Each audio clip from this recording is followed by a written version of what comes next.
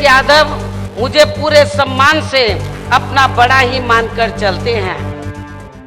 कहते हैं राजनीति एक दलदल है और जो एक बार इस दलदल में फंस गया वो बस फंसता ही चला जाता है, कभी बाहर नहीं निकल पाता। अब ऐसा हम क्यों कह रहे हैं ये भी आपको बताते हैं। देखिए, राजनीति में कौन कब किसका दोस्त बन जाए, दुश्मन बन जाए, किसके फैसले पर कौन समर्थन कर दे, कौन विरोध कर दे, मतलब कुछ भी कहा नहीं जा सकता। एक अनिश्चितता चलती रहती है। अब जैसे सपा बसपा, कभी संबंध अच्छे हो जाते हैं, कभी बिगड़ जाते हैं, कभी एक दूसरे की खुलकर आलोचना करते हैं तो कभी समर्थन करते हुए नजर आते हैं। सपा बसपा के बीच ये जो आंख मिचोली का खेल है ये चलता रहता है। अब एक बार फिर समाजवादी पार्टी के फैसले के समर्थन में आई है कौन? बसपा सुप्रीमो मायावती। और तभी से मायावती की चर्चा हो रही है।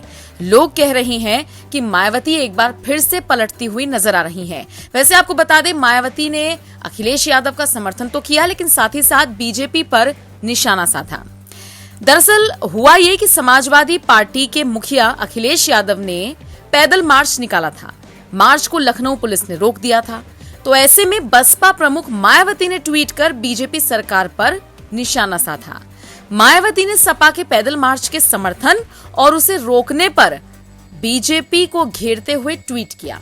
मायावती लिखती हैं, विपक्षी पार्टियों को सरकार की जन विरोधी नीतियों व उसकी निरंकुशता और जुल्म ज्यादती आदि को लेकर धरना प्रदर्शन करने की अनुमति नहीं देना बीजेपी सरकार की नई तानाशाही प्रवृत्ति हो गई है।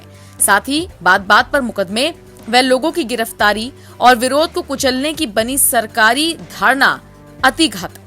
अगले ट्वीट में बीजेपी सरकार को घेरते हुए वो लिखती हैं, महंगाई, गरीबी, बेरोजगारी, बदहाल सड़क, शिक्षा, स्वास्थ्य व कानून व्यवस्था आदि के प्रति यूपी सरकार की लापरवाही के विरुद्ध धरना प्रदर्शन नहीं करने देने व उन पर दमन चक्र के पहले बीजेपी जरूर सोचे कि विधान भवन के सामने बात बात पर सड़क जाम करके आम जनजीवन ठप करने का उनका क्रूर इतिहास है।